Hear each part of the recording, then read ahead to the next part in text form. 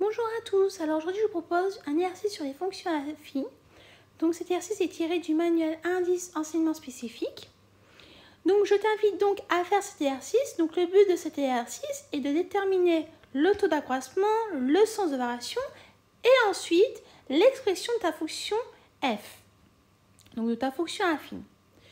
Je te propose donc de mettre la vidéo en pause afin que tu puisses faire l'exercice et lorsque tu auras terminé, de mettre la fonction play afin de pouvoir la correction et les explications avec.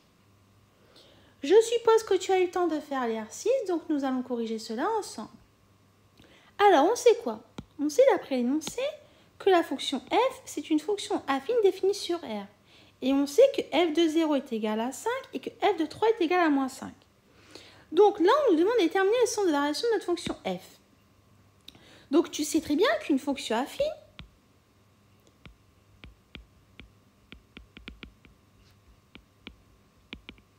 est soit croissante, soit décroissante, soit constante. Ça, tu sais très bien parce que c'est ton cours. Une fonction affine, c'est l'un des trois cas. Mais comment savoir si elle est constante, si elle est décroissante ou si elle est croissante? Bah regarde, déjà on sait quoi? Bon, on sait que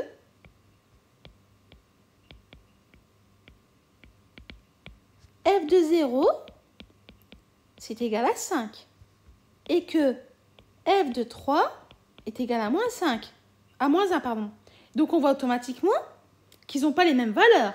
Donc, f de 0, on peut dire qu'il n'est pas égal à f de 3.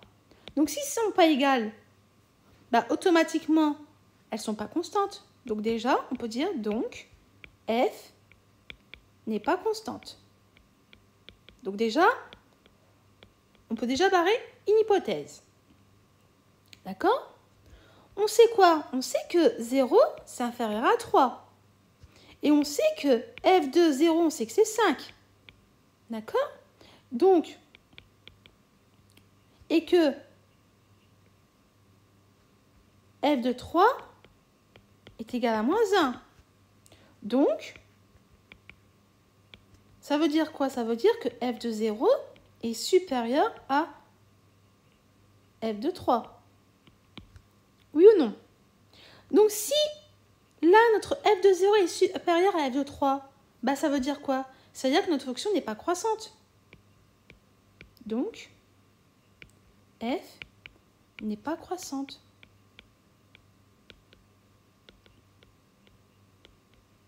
Donc, si elle n'est pas croissante, si elle n'est pas constante, automatiquement, elle est comment? Bah, elle est décroissante. Donc, la fonction f est décroissante. Bon, je vais t'expliquer d'une autre façon au cas où si tu n'as pas compris pourquoi f de 0 est supérieur à f de 3. Regarde, imagine, on a un repère. Voilà. Imagine, donc là, on va faire, là c'est 0, là c'est 1, 2, 3, etc. Là, on a moins 1, moins 2, etc. Ok? On sait que f de 0, c'est 5. 1, 2, 3, 4. On va barrer un tout petit peu.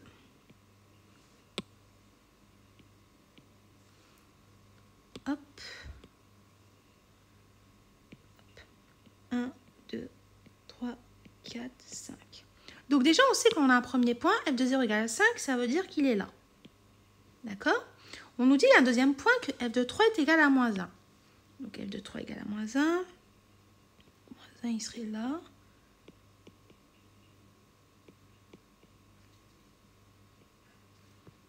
On va zoomer pour que tu arrives à mieux voir. Donc on a dit f de 3 égale à moins 1. Donc ça veut dire qu'on a ici notre deuxième point. Il est là. Donc si on trace cette droite-là, donc automatiquement, tu peux conjecturer que ta fonction, elle est décroissante parce que tu le constates. Donc voilà. Donc ce que je viens d'expliquer ici, Bah, c'est l'explication du petit croquis, du petit schéma de la représentation graphique. Voilà. Donc, comme ça, tu arrives à comprendre pourquoi la fonction n'est pas croissante. Si ton f de 0 est supérieur à f de 3, automatiquement, elle n'est pas croissante. Oui, elle est pas croissante, elle est décroissante, d'accord? Donc, c'est ce qu'on vient de nous dire. Donc, comme ça, tu arrives à visualiser ce que je viens de te dire à l'oral à l'aide du graphique, d'accord? Maintenant, calculer le taux d'accroissement de f. Donc, on nous demande de calculer le taux d'accroissement de f. On sait quoi? On sait que f de 0, c'est égal à 5. Et que f de 3, c'est égal à moins 1. Mais tu vas me dire comment on calcule ce taux d'accroissement. Eh bien, d'après le cours, on va faire un petit rappel. La formule pour calculer le taux d'accroissement, A est égal à f de xb moins f de xa sur xb moins xa. Mais tu vas me dire, oui, mais c'est qui xb, c'est qui xa, c'est qui f de xb, etc. Mais regarde, on l'a dit tout à l'heure. Tu vois, quand j'ai placé le point là, ici, là, ton point 5, bah, ça veut dire quoi? Bah, par exemple, on va dire que ce point-là, c'est ton point A.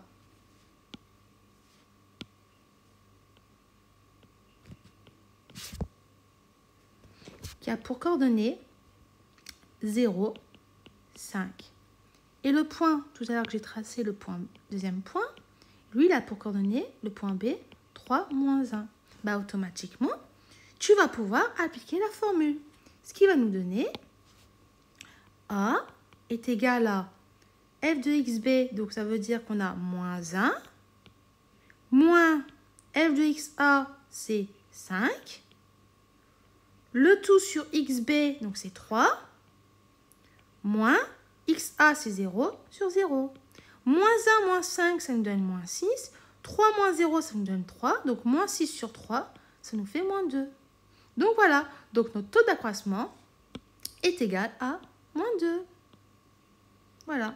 On a déterminé notre taux d'accroissement. Ensuite, la question suivante, on va dire l'expression de la fonction f. Bah, tu sais que ta fonction f, c'est une fonction affine. F de x est égal à ax plus b. Parce qu'on sait que c'est une fonction affine. Ça a été dit ici, regarde, juste là. Donc, car, je vais écrire car fonction affine. Donc, comme on vient juste déterminer notre a, on sait que a c'est moins 2, donc tu vas remplacer ton a ici par moins 2. Ça va te donner f de x égale à moins 2x plus b.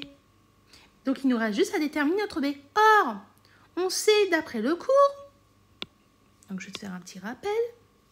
Rappel. B, c'est l'intersection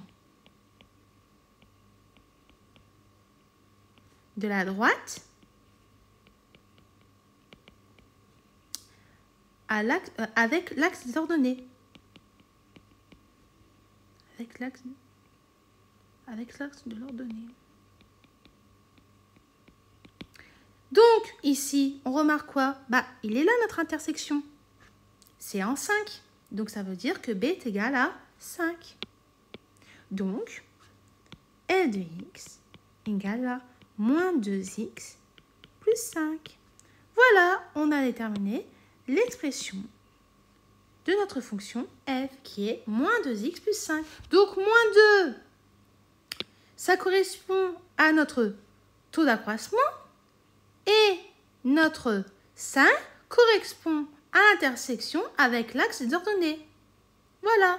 Donc, j'espère que les explications ont été claires pour toi, que tu as pu comprendre comment résoudre un type d'exercice. Donc, comme tu as pu le comprendre, il faut vraiment connaître ton cours. C'est des petites propriétés qui te disent si ton taux d'accroissement est positif, bah, automatiquement, ça voudrait dire que ta fonction est croissante. Si ton taux d'accroissement est négatif, ça veut dire que la fonction est décroissante. Si ton taux d'accroissement est égal à 0, bah, automatiquement, la fonction elle est constante. Ensuite, il faut aussi savoir comment visualiser donc, notre représentation graphique. Donc sur un petit repère, tu peux le tracer. Donc il faut savoir aussi comment placer les coordonnées qu'on nous donne afin de conclure pourquoi notre fonction est croissante, comment elle est décroissante. Et ensuite, de l'expliquer à l'aide des notions mathématiques. Ensuite, il faut savoir aussi comment calculer le taux d'accroissement à l'aide des coordonnées de points qu'on nous donne. Et ensuite, comment déterminer l'expression de notre fonction à l'aide du taux d'accroissement qu'on aura trouvé et aussi comment déterminer notre B avec le repère graphique qui est l'intersection de notre droite avec l'axe des ordonnées. Voilà, donc j'espère que c'était clair pour toi. Je te dis donc à bientôt et au revoir.